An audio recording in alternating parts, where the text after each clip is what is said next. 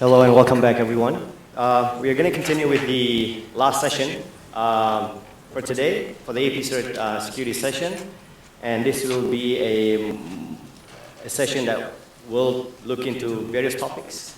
And since morning, we've heard of the global threat landscape or the regional threat landscape, and then some examples of incidents that were handled by the certs in the region, as well as we look at some of the initiatives to measure the level of health or security of the internet.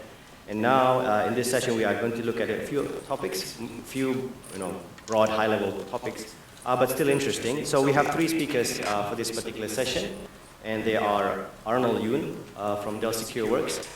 He will be discussing or presenting about cooperation between security teams and network operators, and he has some very specific examples in this presentation, so stay tuned for that. We also have Andre, not sure if I can pronounce his last name, Andre Robachowski from ISOC. Is he in the room? Should be on his way here, right? So he will be talking about collective responsibility for security and resiliency of global routing system, system. And last but not least, we also have Yoshiki Sugiura-san from NTT SET, and he will be sharing the experience of setting up a cert for a large ISP or telecommunication company. And I think he has a lot of insights on what are the issues and challenges of running an internal security response team for a huge organization. So that's that for our session, but I would also like to point out, after this session at 5:30, we have a messaging, malware, and mobile anti-abuse working group both in this room. So stay around for that. That should be interesting as well. So without further delay, I'd like to invite our first speaker, Arnold Yoon, to come up and do his presentation. Arnold.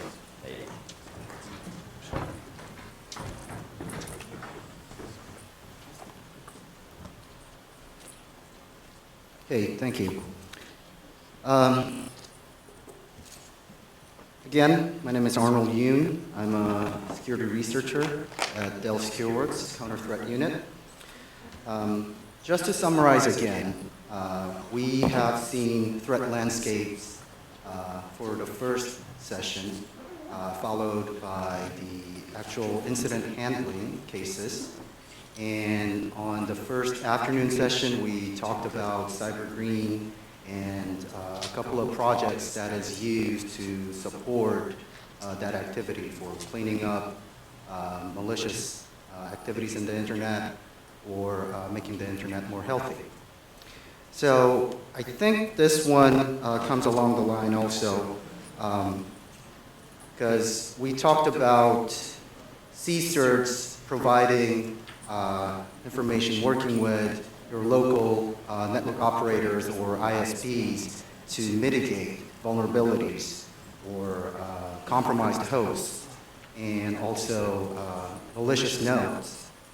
So definitely working with network providers in CSERT perspective is a key role or a key major step to achieve that goal. Now, I'm going to talk about then how are we going to cooperate together.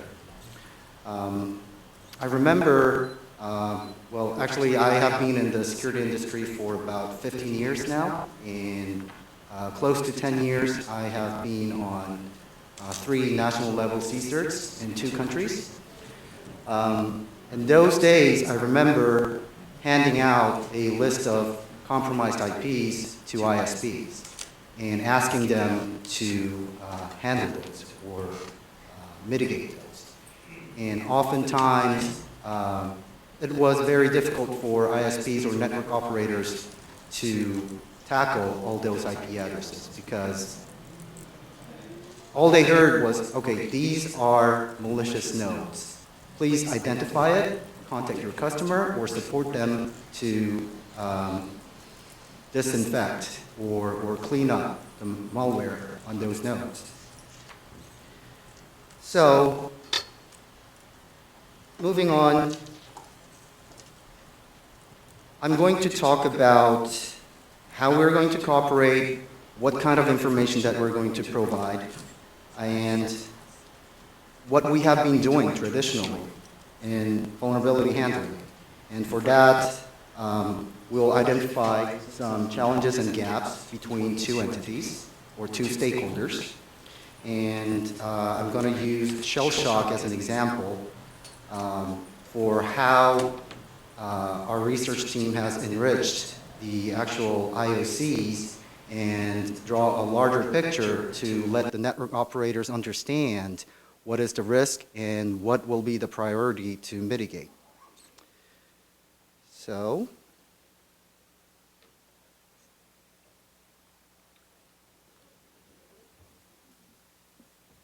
the traditional cooperation model between network operators and security teams were typically either of these cases. So there is a malicious IP that has been identified by Apcert or has been shared by other Apcert, and those IPs are not under Apcert's control. So you have to contact the network operator to ask, please identify who is using this IP in this time frame. Please contact them and ask them to mitigate it.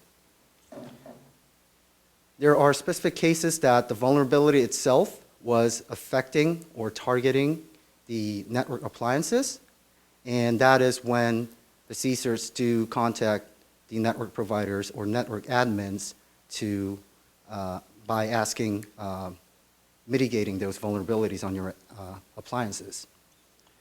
The other case is when there is a vulnerability found on major network protocols, not necessarily the appliance itself.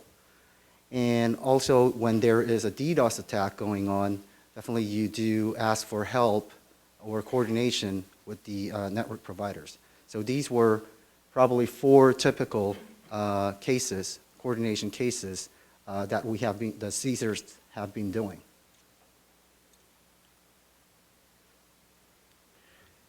So let's talk about the vulnerability. So there is a new vulnerability that has been reported or disclosed.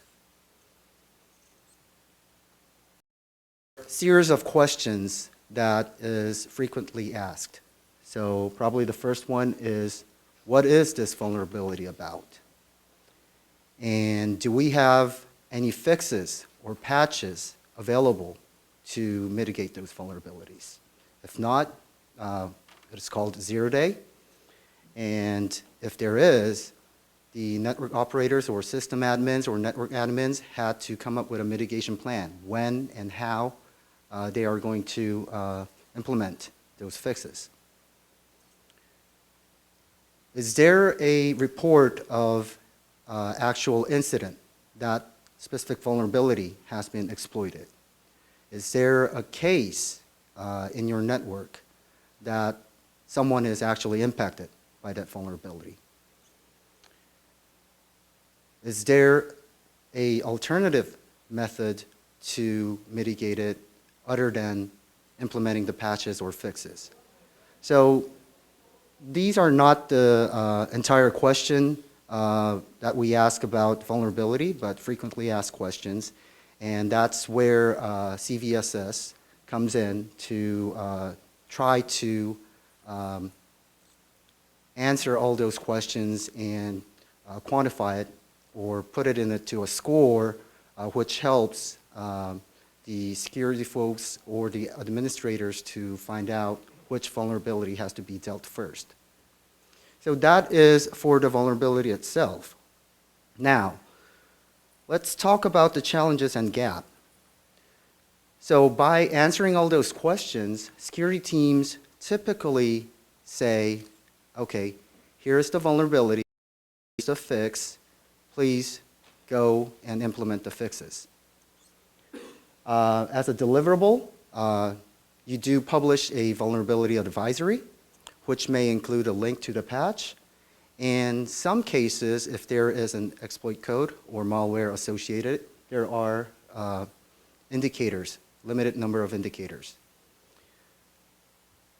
And the patch and fixes are very vendor dependent. I see very few security teams actually develop or create a binary which can address those vulnerabilities, but pretty much most of the cases, security teams have to face the challenge or rely on the vendor's patch being released.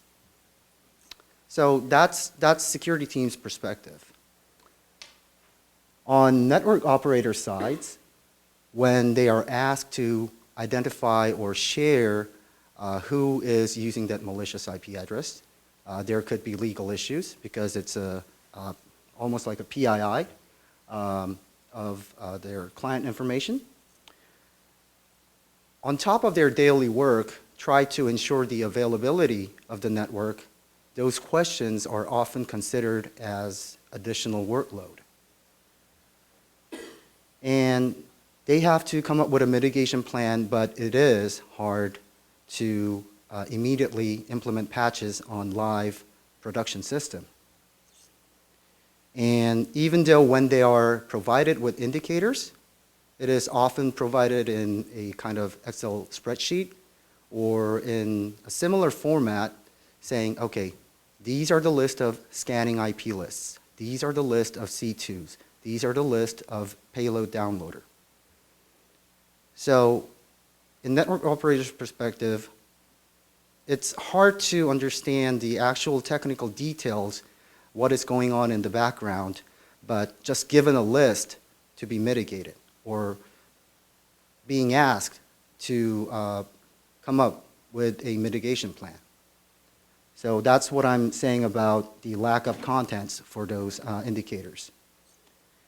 And unless there is a huge impact on the network node itself, when the network is still up and running, the network operators tend to be focused more on the availability than the security side. So that has been the challenges and gaps between two stakeholders' view. Now, as it has been discussed on session 3, now we have to work together. So what can security teams do better to communicate, and how better context could be shared? So the major message here on this session that I'm presenting is how are we going to provide, how the security teams are going to provide better context of indicators for our network operators to implement or mitigate those threats and vulnerabilities. Also, another reason that network operators' role is becoming more critical in security is because the threat landscape is changing. We see more and more network providers are getting involved in the actual IT services. So there are a lot of cases that a enterprise or company A is outsourcing their network services and sometimes also ask for security services on top of the network service. Cloud computing, either co-location or cloud on their data center, it is more under control by the network operators or their system admins. And the other point is, because of that, we have seen multiple cases that the adversaries, the attackers, are targeting the network admins, system admins, more than the home end users, because they can get credentials for all the servers or network appliances behind it. So we have seen multiple cases for that. Now, we're going, as I said, we're going to use shell shock as an example. So this is not a session to discuss about the shell shock vulnerability itself, but just to give you a rough idea, last September, a bug has been found on the bash shell which is a default shell on most of the Linux and Mac OS operating systems. Because of that bug, there were a lot of risk projected that multiple or large number of systems will be affected and could be under control of the attackers. And indeed, after the shell shock vulnerability has been disclosed, within hours, the attackers were creating botnets and started scanning the web servers, OpenSSH, services in the internet to see whether there are any vulnerable servers that they can target. So that's the outline. If you want to learn more about the shell shock, I just kind of copied that verbiage and information from Wikipedia. So also there are tons of technical advisories about this vulnerability. So please refer to it.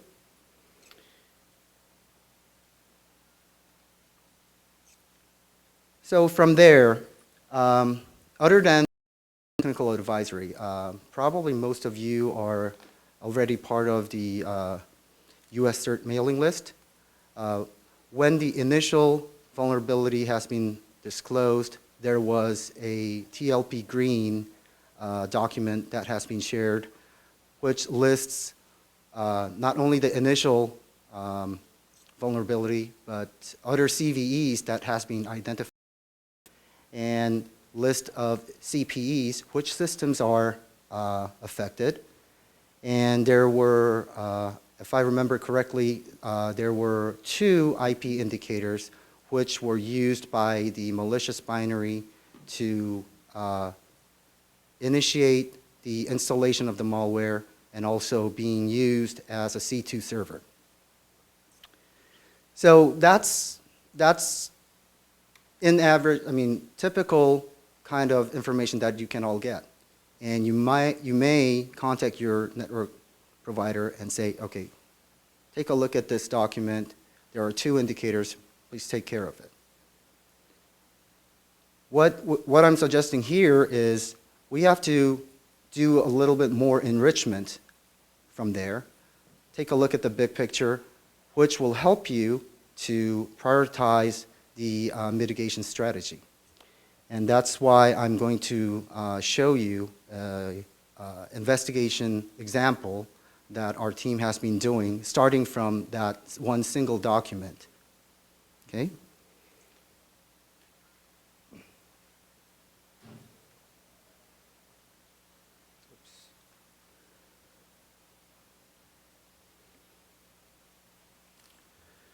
For those of you who are online or audience in the room, rather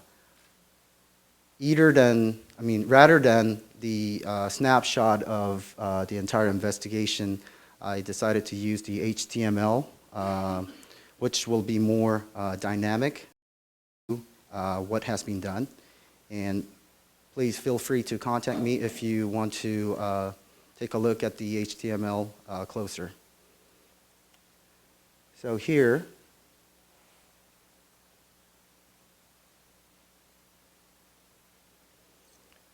this is the initial vulnerability that has been disclosed. And this is the actual CVE number that has been assigned by NVD. And you can see that vulnerability has been mentioned in this document, the US CERT document that I have mentioned earlier. And also, as mentioned, that document mentioned about 2 IP addresses here which are reportedly malicious. So that's the intelligence that you already have. In our investigation, what we have done is this initial disclosure, there were 4 more vulnerabilities that has been reported. I'm sorry, 5 more to show. Related to the shell shock. and it had different CVEs. The vulnerability is not only always one-on-one match to a single CVE, but in this case, you can see there are 3 CVEs associated with this reported vulnerability.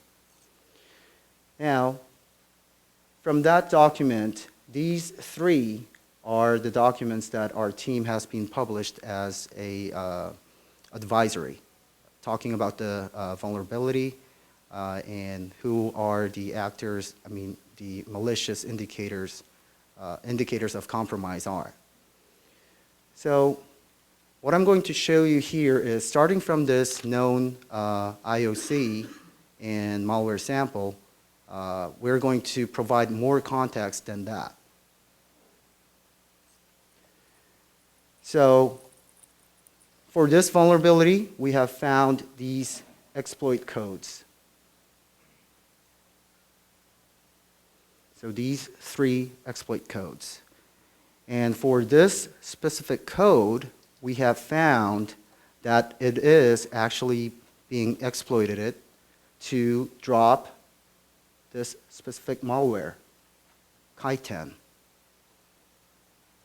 And this exploit code is reportedly known to be used by this threat actor, threat group called Secure Shells Team.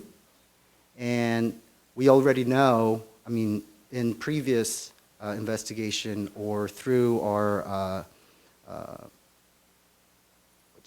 reverse engineering and surveillance service, we knew that this group is the owner of this malicious IP, which are not actually used on this incident or malware activity.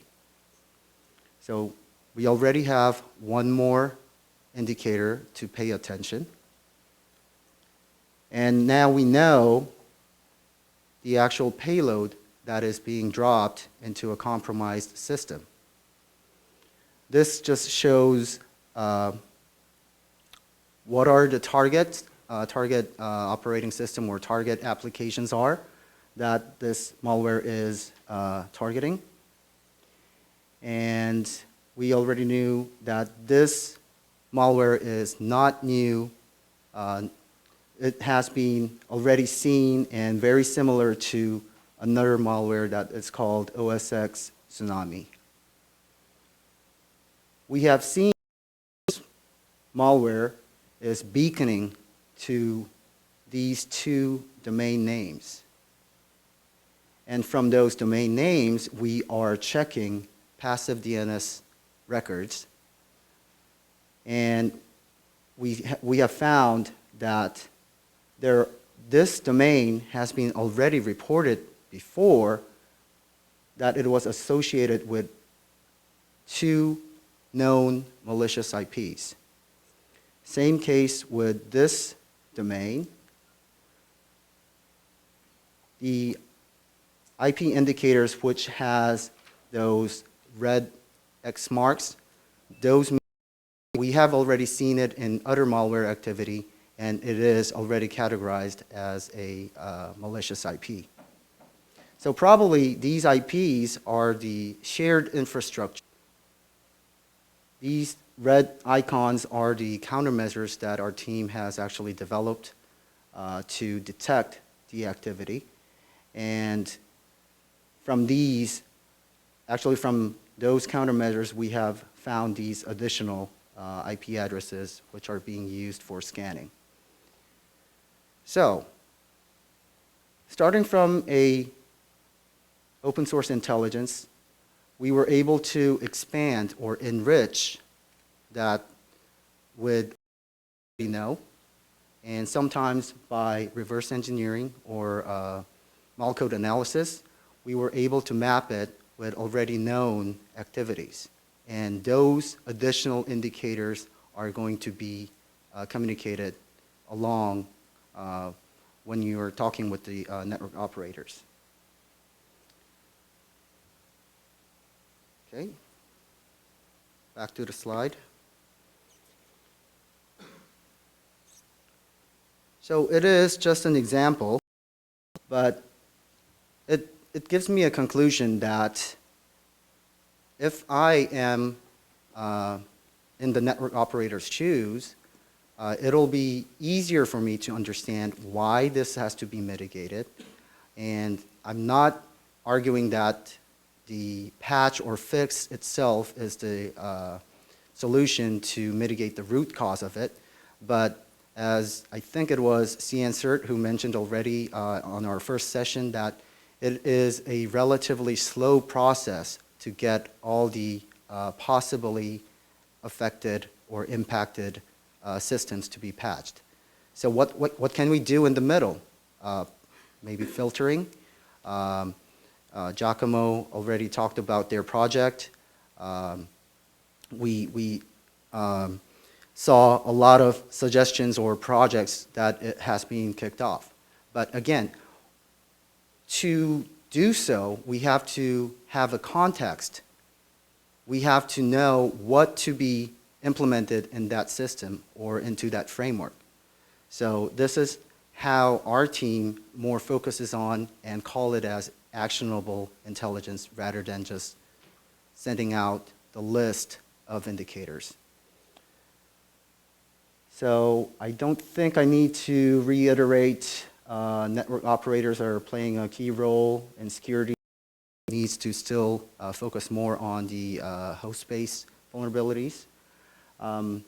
It is something that I'm suggesting that the security teams be more in detail on sharing information and when asking for coordination.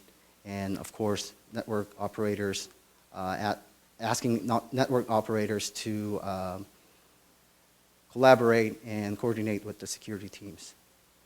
So that's the message I'm trying to deliver, and that will be the end of my presentation.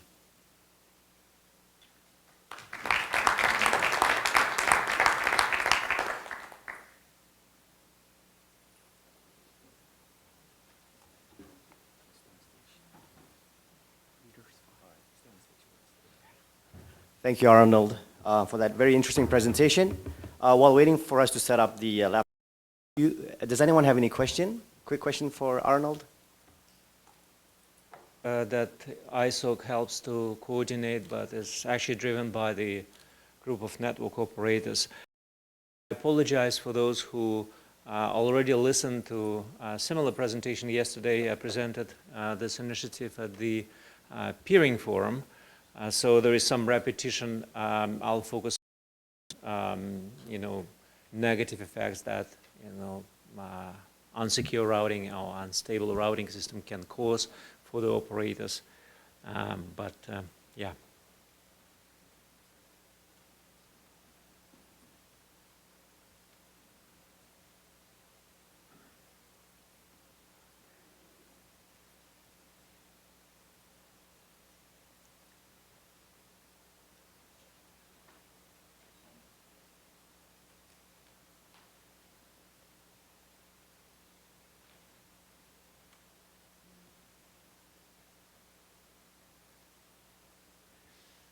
So, well, just maybe a little bit of history. This initiative started about 2 years ago when a group of network operators, we met, we had a few meetings trying to figure out how can we improve the overall resilience and stability of the routing system, and what can we try that hasn't been tried before to make some, visible progress. And we soon came to the conclusion that there is a strong collective element in this effort, or should be a strong collective effort, element, because the fact is that you alone cannot secure your network. Security of your network depends on actions or inactions of other network operators. I'll take, for instance, the well-known incident, YouTube prefix hijack.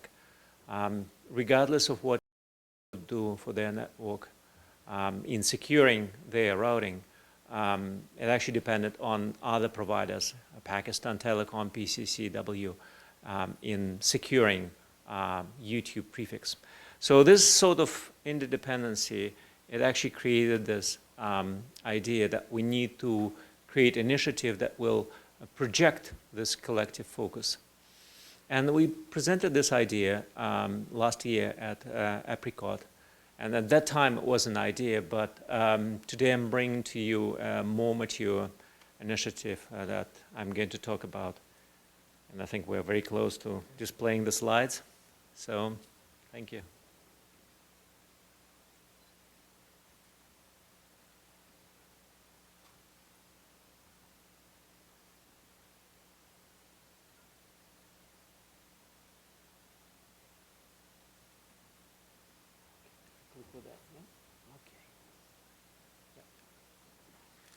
So let's look at the problem first.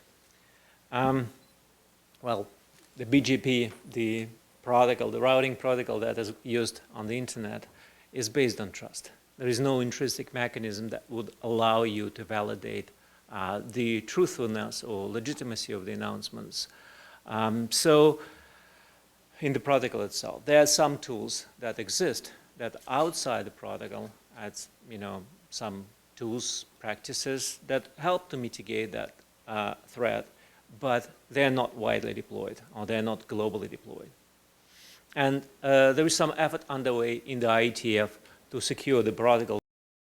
Well, the same way like DNSSEC secures DNS, the same way BGP secures BGP, but there is a long way till we see it deployed in the internet. And what kind of problems that can cause? Well, the most common problem and known problem is prefix hijack. I just gave you an example of YouTube, and that was an example of prefix hijack when a network announces a prefix related to address space that doesn't belong to that network. And if upstream providers and then the whole internet accept this as the truth, it might cause part or the whole internet to actually send the traffic with the destination to this network using a wrong path.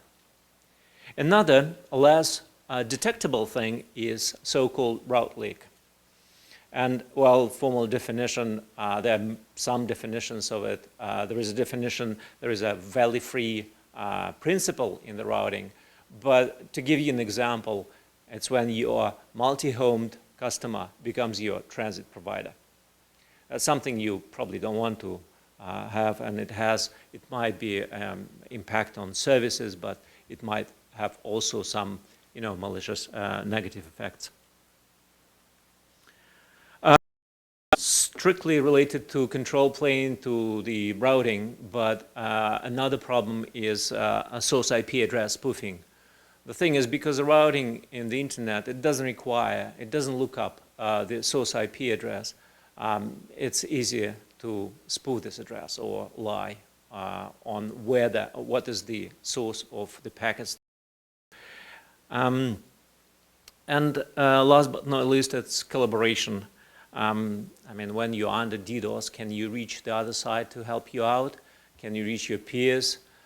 Can you reach some other ISP to help you solve the problems? Because many, if not all, the problems related to routing, they have this distributed nature that you need another party to help you sort this out. So what is the impact? Well, for prefix hijack, it's commonly denial service, especially if prefix hijack is caused by misconfiguration. No one is waiting for the service to, for the traffic to terminate and respond back on the other side. But there are cases, and there are more and more cases. I'll show you some references on the next slide, where prefix hijack is used for impersonating a network or service or for traffic intercept. Route leak. Well, route leak actually allows you, if you're positioned well in the topology, to intercept traffic actually selectively. So, and intercepting traffic selectively, you can go under the radar quite for a long time. Or if it's again misconfiguration, which also happens, it might result in denial of service. As I said, if your multi-home client becomes your transit, the links and the equipment may not be performing enough to sustain this traffic load. And of course, you know that source IP address spoofing, it's the root cause for reflection amplification denial of service attacks. So well, here are some examples. I mean, they're just some of the cases that were reported, but there are more and more of them. I mentioned YouTube. That's kind of a classical case when prefix was announced by Pakistan Telecom, and for 2 hours it was inaccessible for a good part of the internet. Another example, what happened in 2013 when Spam House was attacked, right? I think the attack reached 200 or 300, different reports show different numbers of traffic, and that was caused by a DDoS attack. The first case was caused by IP hijack, prefix hijack, and the second case was caused by ability to spoof IP address. I mentioned, well, another case is becoming more prominent is IP squatting for spamming. It's when the network announces for short or longer period of time either unallocated or unused space, and then this connection is used to send spam. And the spam is sent until the network in question or prefix in question gets into black hole lists and reputation drops, and then the spam is moved to another block and pollute another IP address. Because they're trying to do this for unused space, it's hard to detect sometimes, and it has no impact on the services of legitimate holder of the address space. But in general, that deteriorates the whole system because the reputation of those address blocks is going down. And for network operator, for the holder, when they try to use this address space, they discover that some of the services they try to provide to their customers are not available. Another cases related to problems, vulnerabilities in the routing system is traffic interception and impersonation. Well, one of the cases shown by Dine research showed that there's some suspicious activity rerouting traffic, probably for interception, for mounting man-in-the-middle attack. Some of those attacks were reported on Bitcoin, for instance, when attackers were impersonating pools and therefore triggering the mining process and on that.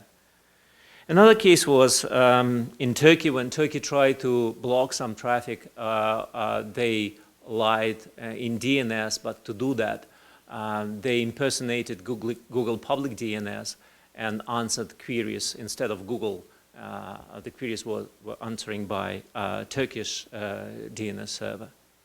So as you can see, there's a variety of different attacks that can be mounted using vulnerabilities of the routing system, just to illustrate how serious the problem is.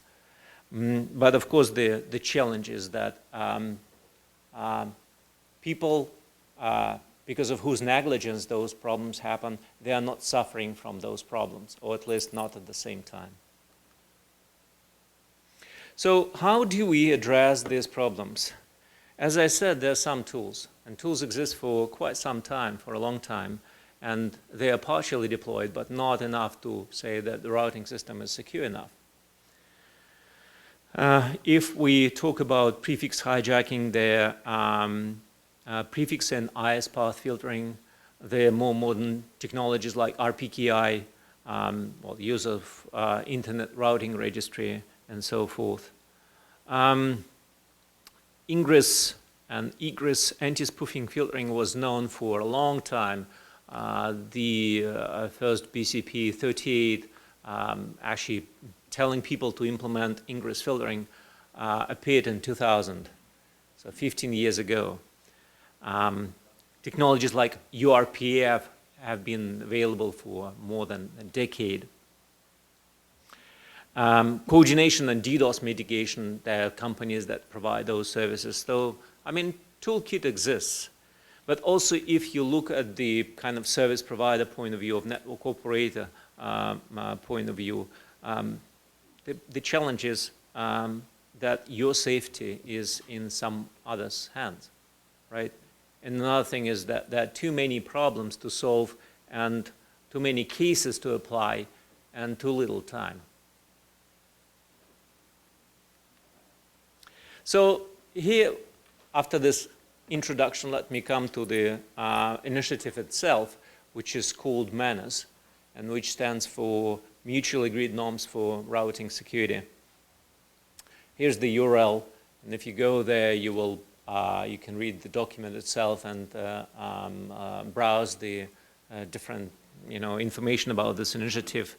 But in essence, it consists of two elements.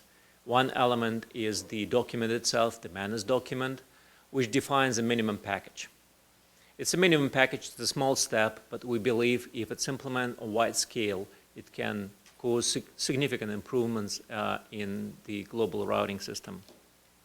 And another thing is where I started from, this collective focus, because solving those problems alone doesn't make much sense. There is not a lot of business case in doing this, but collective focus emphasizes reciprocity, and basically the more people deploy the same, the more return on investment you get on your measures that you implemented.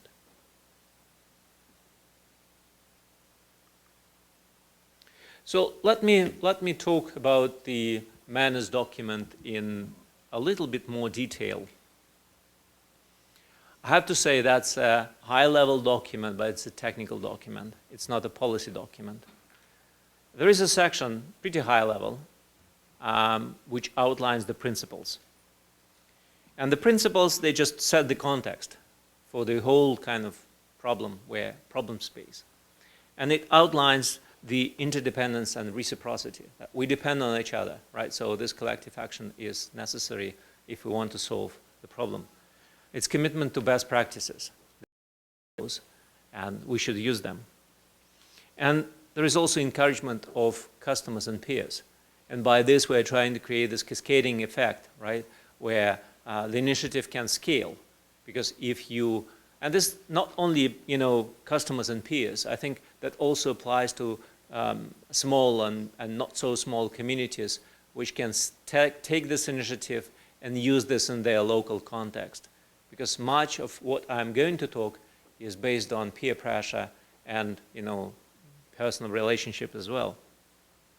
And then the technical part of this document is the package itself, which indicates the most important actions from our point of view. And it tackles three things. One is BGP filtering, one is anti-spoofing, and the third is coordination and collaboration. It's, as I said, it's pretty high-level document. It talks about the outcomes, desired outcomes. It doesn't specify what needs to be done. It specifies what needs to be done, but it doesn't specify how. We have some references to resources, but the idea is that the detailed guidance is provided by corresponding best current practices and documentation. And the document contains some references. So if you look at where this document fits in kind of the whole ecosystem, it's somewhere in between. So we know the problem, right? And we have this BCP's BCOPS operational documentation, which tells how, but MANAS actually specifies what, right, in one concrete kind of package. So what are good MANAS? As I said, three things. One is prevent propagation of incorrect routing information, so don't lie on the internet. Second, prevent traffic with spoofed source IP address. And three, facilitate global operational communication and coordination between the network operators. And the thing is, well, when you read this, you would say, sure. I mean, this is kind of, we heard this for ages. It's kind of a list that makes sense. Why you think this initiative is different and why you think it can make any impact.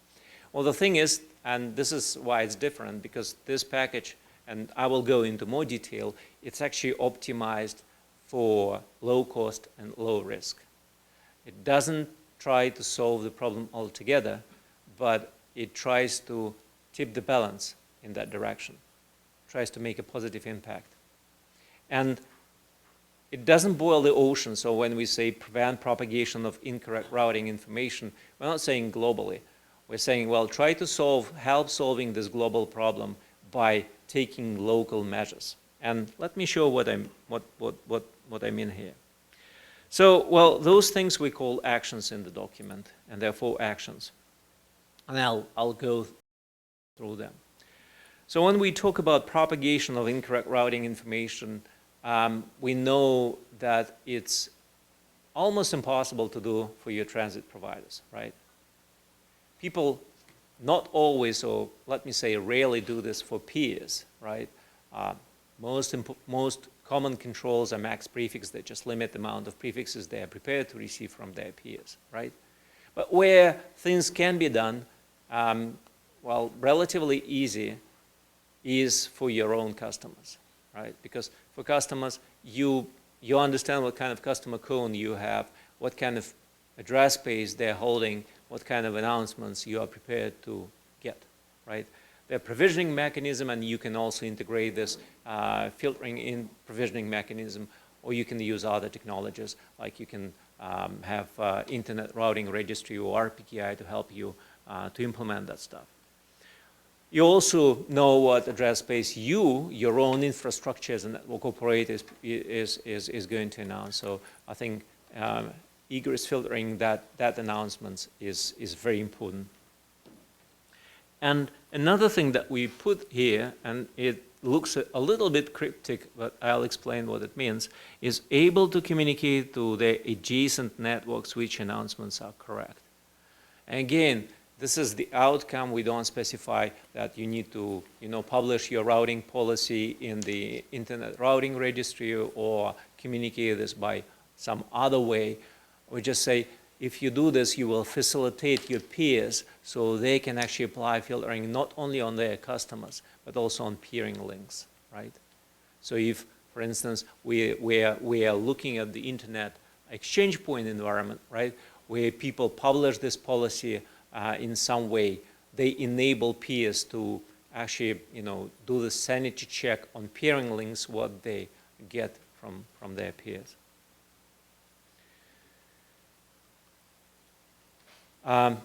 IP address spoofing. Many network operators are uncomfortable applying, IP address spoofing filtering across the board because they are afraid that there's some configuration with their customers that might break, or that their measures might break and might cut off some of the traffic. So there is non-zero risk, right, and very little benefit, and therefore many of them decide not to deploy that, right? Well, many of them are not aware that maybe such measures exist, but that's another question.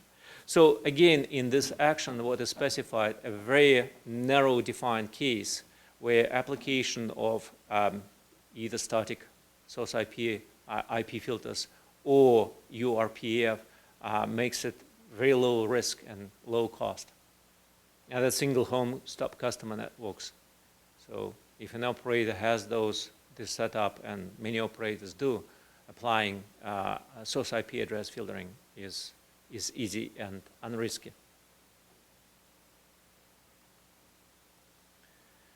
And when we say facilitate global operational communication and coordination between the network operators, what is meant actually is that contact information is global accessible and up to date.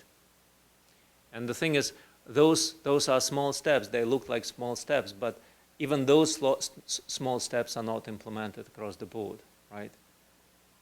I think majority is not implementing this, and that's the main problem. finally, the fourth action, it's actually looking a bit in the future. It's facilitate validation of routing information on global scale. Before we just spoke about, local control environments where you have more control and you can apply this control. But, if we look in the future, our aspiration that you can actually validate information on the internet globally. But here again, we're not trying to boil the ocean, and the only thing that's required that you publicly document routing policy for your network. So others, like in the peering, they can decide to filter out announcements originated by your network. And in this way, you also protect your network, because if others have this information, have this tool, then they might filter out bogus announcements that pretend to be coming from your network. So this is the manners. This is this minimum package, right? Small step, but still a step. And if many of them, of network operators make this step, I think we all, stand high. But it's not only a document, it's a commitment. And here's the second part, the collective focus, collective aspects of it. Because the company can participate, can declare itself as a participant of this initiative, not just because they agree with its principles. That's pretty easy. And I think many more companies can do that. But also that they implement the actions that are outlined in this document. Now, we lower the bar a little bit. You don't need to implement all the actions, but you need to implement at least 2. And the thing is, when this group of network operators discussed the minimum package, it was also trying to strike the right balance between not setting the bar too high, right? We could have done, we need to implement global validation, for instance, right? But then not many network operators are able to make this first step, right? And where we are, there is no gravity in this initiative. At the same time, not make it very low, so people just walk in without any action, without any commitment. I hope we stroke the right balance, and we hope that this initiative will accumulate more good ISPs, demonstrate the goodness of these things, of those actions, and therefore acquire this gravity that will attract others who haven't implemented this yet. So another thing, and that's collective focus, that demands the document is we think it's not a static document, right? Today, this is a step forward, but we hope tomorrow in kind of internet terms, it's a new norm, right? And when it's a new norm, I think it's time to extend the manners and add more challenging actions into it. And the participants of the initiative, they are the owners of this initiative, as it should be, and they are the owners of this document as well.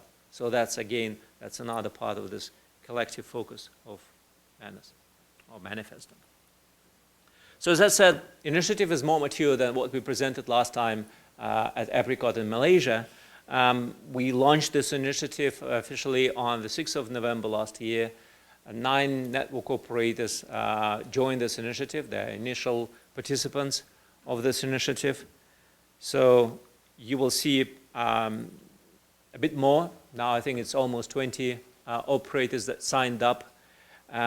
This is how the growing list of participants looks like. And you see this 4 columns, that's the actions, and the participants, they tick actions that they implement, and, well, of course, they don't tick actions that they don't implement.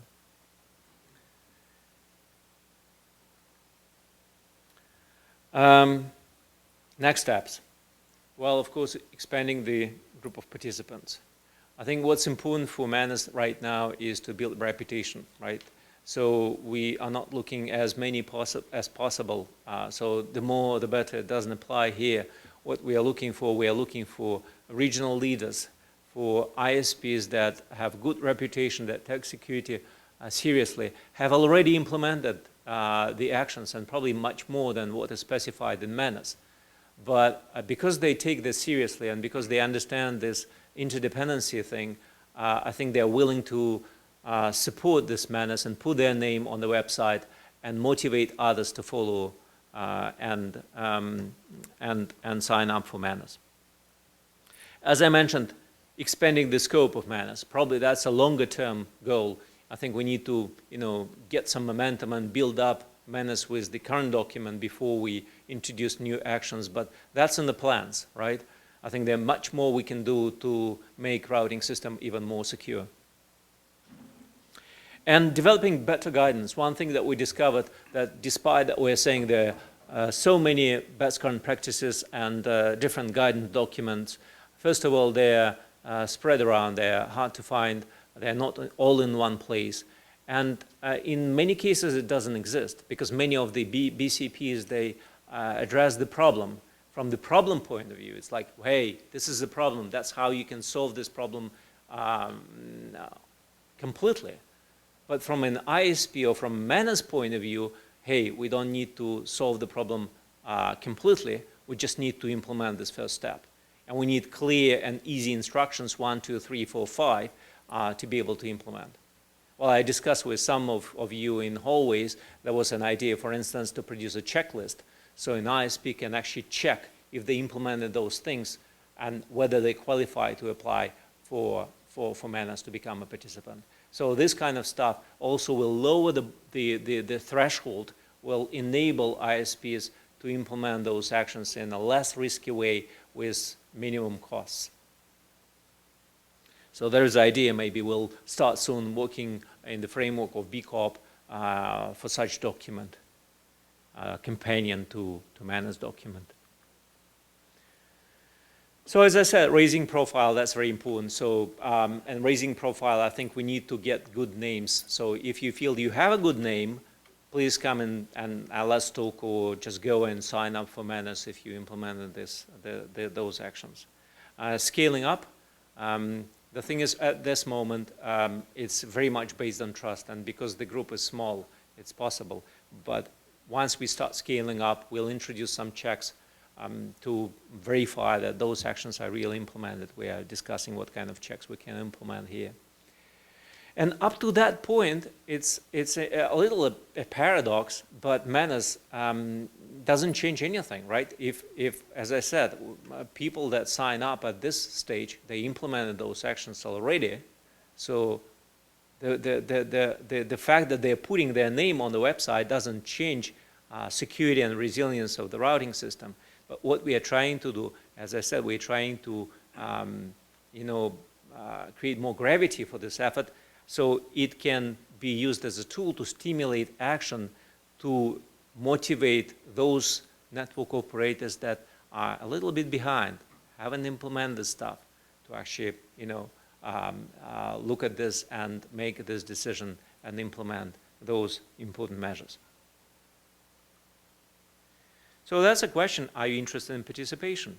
If you can tick those boxes, if you believe in the principles, if you think we can together improve the security of the routing system, I think it's time to look up this page and sign up. That would be very much appreciated. I think that would be great contribution to that effort. And if you have more questions, yeah, you can probably ask now, or I'm here, see me in the hallway, and we can discuss this further. Thank you.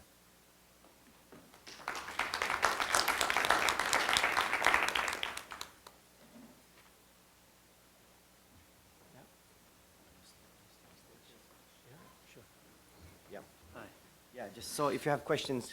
Just one. Shouldn't, hi, this is Suresh here.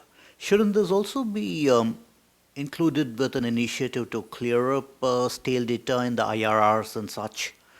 Because really finding data that anywhere that is actually current and up-to-date enough for you to trust routing filters to it is not particularly easy, and it also leads you to all these kludges like figuring out that for this /8 I'm going to only accept /20 announcements and things like that. Switch has been doing that for a very long time, and I'm sure there are other local kludges elsewhere. So what is being done to help in this area? Well, if we talk about specifically about this initiative, it doesn't prescribe a particular technology, right? I think, as I said, it looks at the outcomes. You need a correct IRR, right, to be able to validate third-party announcements, right? Basically, announcements from networks that you have very little relationship with. This is partly addressed in the fourth action to facilitate global validation.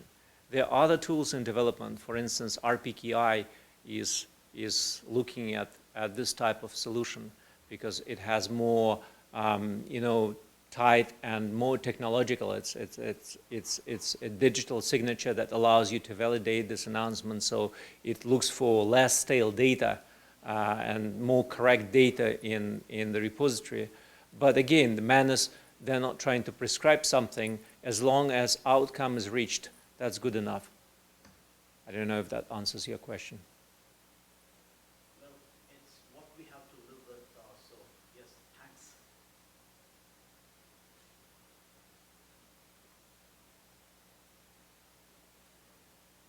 Thank you. We'll see if you have more time for questions after the third speaker. So I'd like to invite now Yoshiki Sugiura from NTT-CERT to talk about NTT-CERT activities and to give some perspective on how to run a cert for an ISP. Yoshiki-san is also a steering committee member for Nippon CCERT Association, which is the Japanese CCERT Association in Japan. All right. So without further ado, let's come and do the presentation.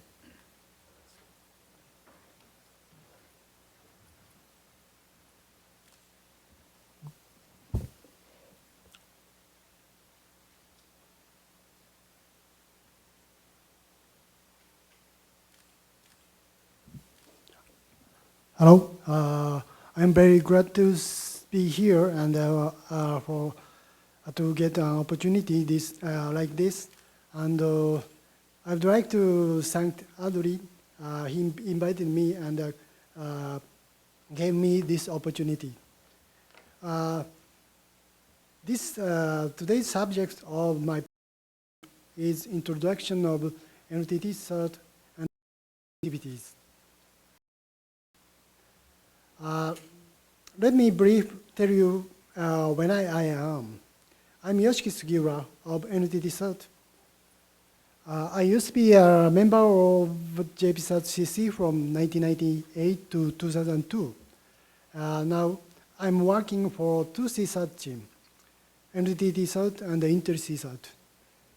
NTT CERT is a CCERT for NTT Group, today's topic.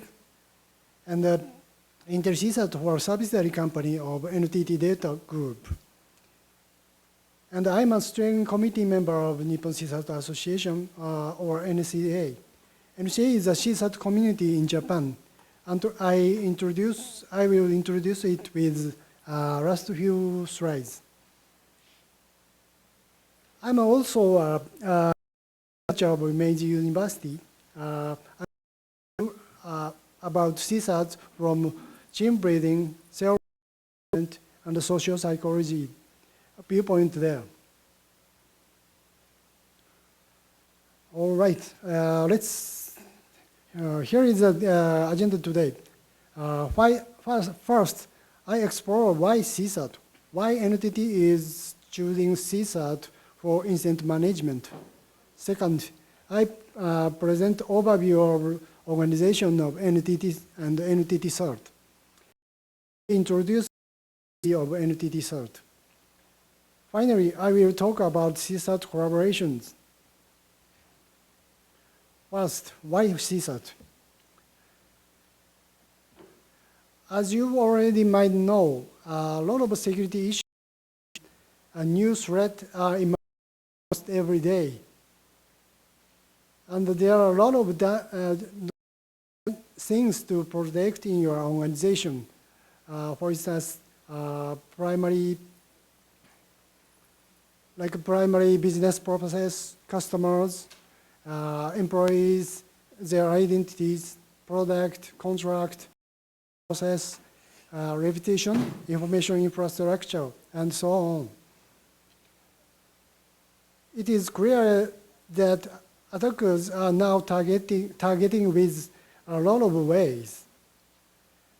Now it's time to reconsider what we expected to CSOT. This image shows a Swiss cheese model. The Swiss cheese model is an accident causation model. This model is used to analyze actual or possible accident. It compares human system to slice of Swiss cheese stuck side by side. It was originally proposed by James T. Reason of University of Manchester. He's a social psychologist. It is sometimes used in the aviation engineering, and the healthcare industry. This model can be applied to the security incident or prevention of incident. Each slice of Swiss cheese with holes is compared to firewall, Windows system, Linux system, materials, CSAT itself, or end users. CSAT would be a slice of cheese, and CSAT have to find out the holes and respond them. LTD-SAT activities are based on this viewpoint. Okay, I will talk about NTD and NTD-SAT after this slide. I'm talking about organization of NTD and NTD-SAT. Here, NTD is a big and company. We have 900 subsidiary, almost 900 subsidiary company in the group, and there are many kind of service they provide. It is not just only the ISP companies, but also system integrator, building constructor, and so on. NTD-SAT provides service to the whole group. It is not only for network operator, it is also national CSAT. We NTT group has a holding company, top one, and there are five main company. NTT East and West provide a regional communication business, and NTT communication is long distance and ISP service. Docomo provide a mobile business, and the data bottom one data is a system integration company. The main five subsidiaries also have their subsidiaries. This slide shows a structure of NTT holding company. NTT has a research and development. Can I use it?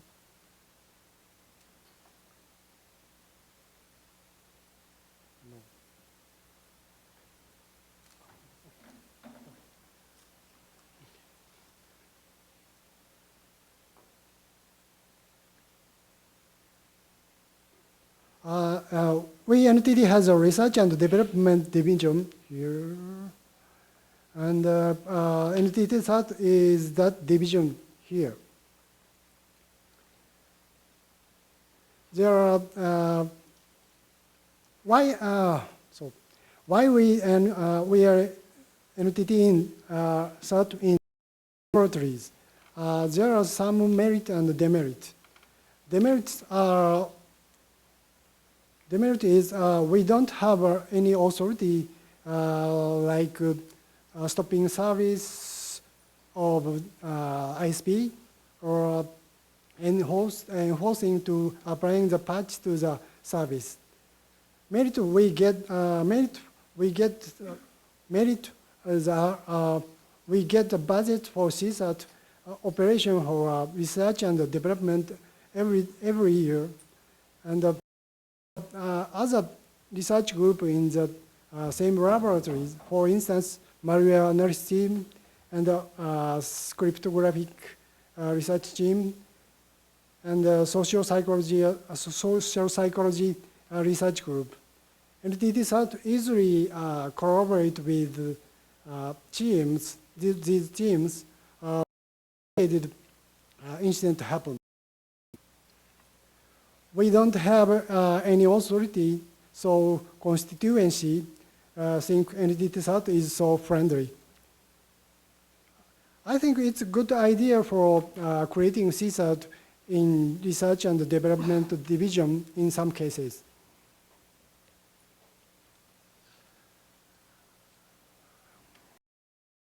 I will activities of NTT following slides.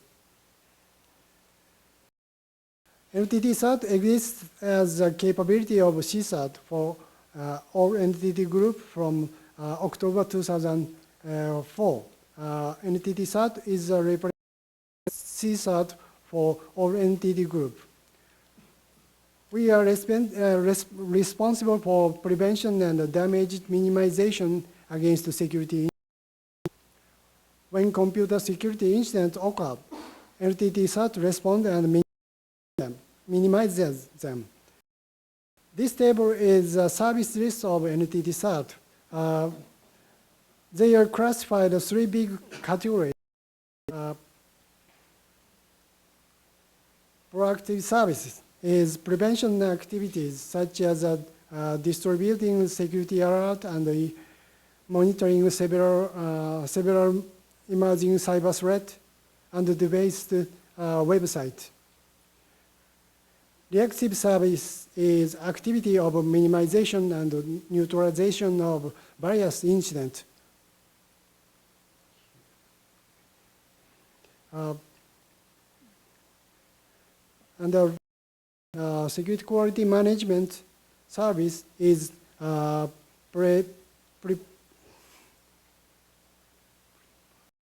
operative activities such as organizing and improving security operation and security education. Here is about organization structure between NTT and the subsidiary company.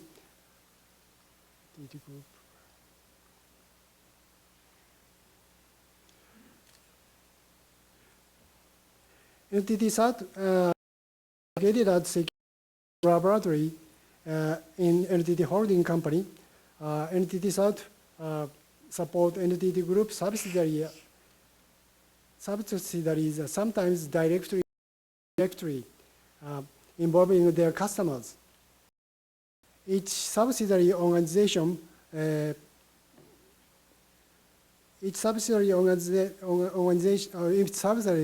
organizes a point of contact.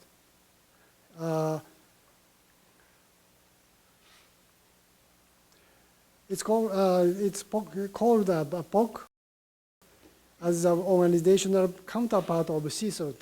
Main subsidiary company, NTT West, NTT East, and so also have each CSAT. For instance, NTT Data has an NTT Data SAT, and NTT East CIRT is for NTT East. There are many kinds of subsidiaries such as landline phone, cellular phone, ISP, cloud services, system, etc., as I mentioned. Hence, there are needs for NTT SAT are also various. In other words, we have to act different to be suitable for each subsidiary situation. We have a big challenge. We are aiming to expand the treatment for over 900 subsidiaries, including overseas. This slide represents vulnerability incident handling in NTT SAT from April 2012 to March 2012, 14. It's a little bit, blue colored bar indicates number of incidents handling. Rose colored one indicates the number of unpublished vulnerability handling.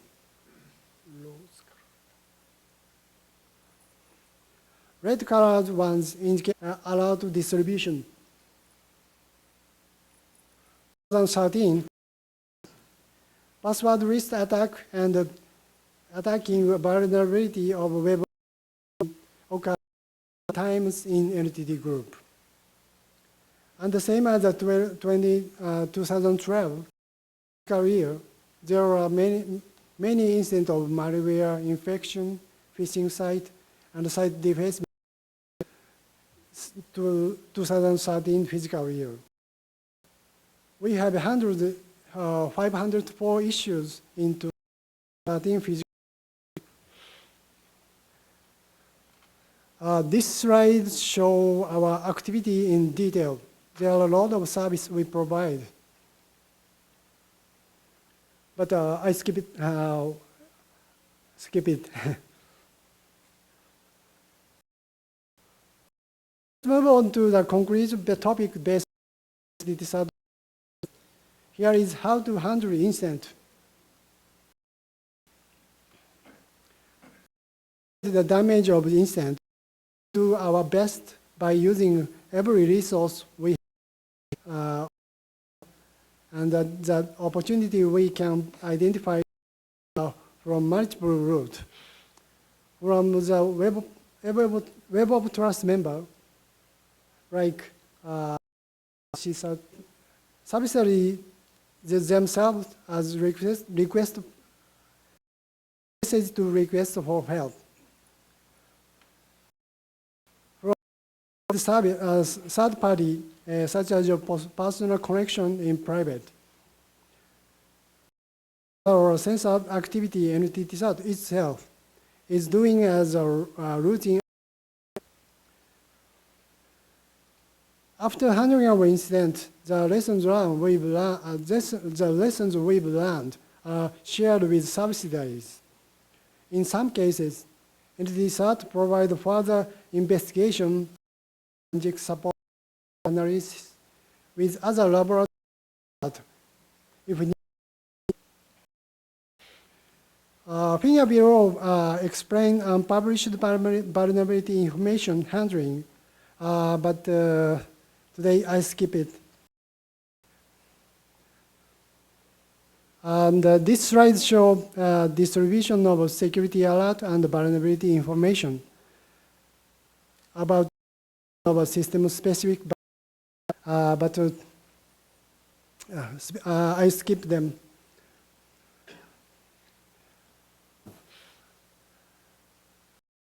Three sensors, half machine-based and half human-based.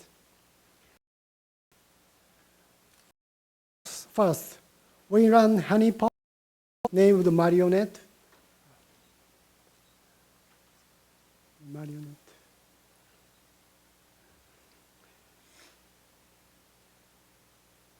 It's developed by another research group in the same laboratories. Upper right one shows in blacklist and checking entity groups step by them. And the bottom one shows public monitoring activities. It's almost like OSINT. We watch the attackers BB and Twitter to attack information. And we watched social media talking about cooperation with another CSAT, important for entity CERT.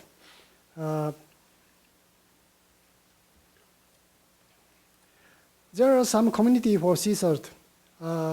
Attack against the information the services are becoming more and more sophisticated, and they to continue changing in the future. It is therefore important security operations keep in step with these changes with both proactive and reactive security measures. Recently, there have been a lot of complex incidents, espionage, and attacks from hacktivists. It is difficult to respond to those incidents with just sole CSAT. We have to collaborate over organization, countries, and the cultures. There are some collaboration frameworks in the world. Apcert is almost, and TFCSAT are regional collaboration. In Europe. I will introduce a local community Nippon CSAT Association for following slide. One of the main missions of CSAT is collaboration. CSAT. We entities in the first since 2005. For this mission, not only NTT, but also other CSATs from NTT. NTT Data CERT also joined the first, and another CSAT in ILC CERT, NTT East CIRT, NTT Data CERT, NTT CERT joined the Nippon CSAT Association. So we can share best practice, experience, knowledge, threats, vulnerability to make best.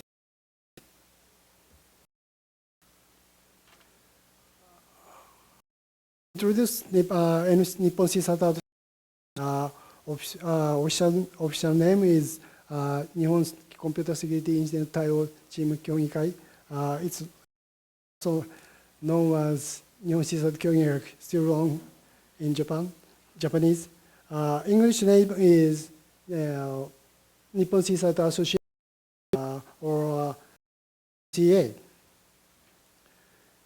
And our missions are here, establishing collaborative environment for members CSAT to work on common security concerns and issues. Member-driven initiative to better secure information society. It's founded on March 27, 2000 by 6 CSAT, and we are established operational framework and a form committee July 13, 2007.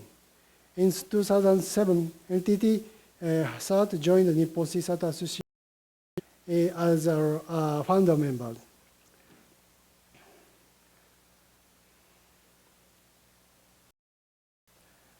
This graph shows increasing member.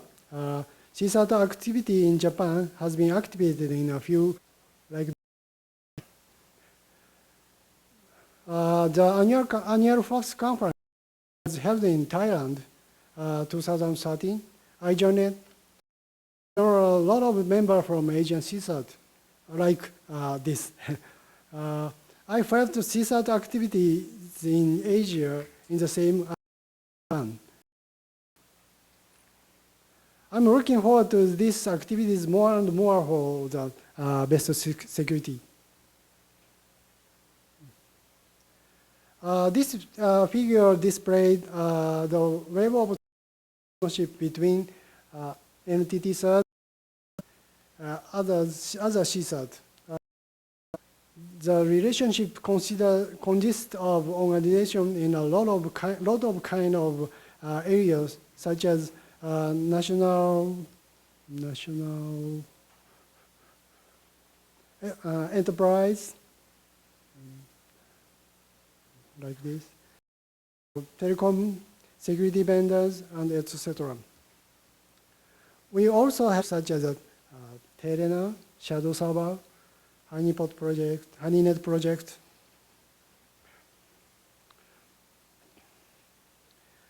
Conclusion. As a CSAT organization for NTT Group, NTT CERT, CSATs for group companies contributed to keeping the group secure through incident handling and response. contributed to the security of the Internet as a whole by providing information and analysis of security that are evolving day by day. We cooperate with the organization outside a group in JPSAT, NCA Plus.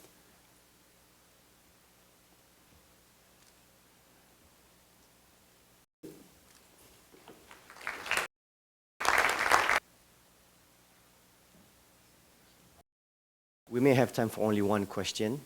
Any questions? Going twice? I guess not. Okay, so thank you very much, everyone. Thank you once again to Gyoura-san for sharing the entity set experience with us. And that concludes our Apcert session for today. And I have some parting words, so just a few points. So first of all, thank you, Apcert, for this collaboration with APNIC to organize this activity. Thank you for all the speakers. Thank you for the participants who've been listening and tweeting and sharing a lot of the info with the rest of the community.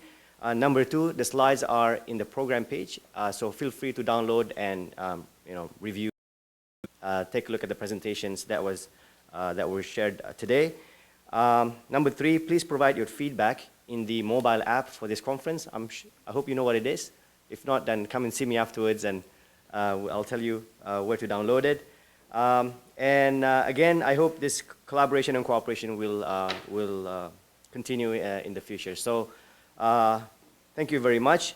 One reminder, after this session, at 5:30, there will be the messaging, malware, mobile, anti-abuse working group BOF in this room. So feel free to stay and participate. Thank you very much, everyone. Great evening in Fukuoka. Thank you once again.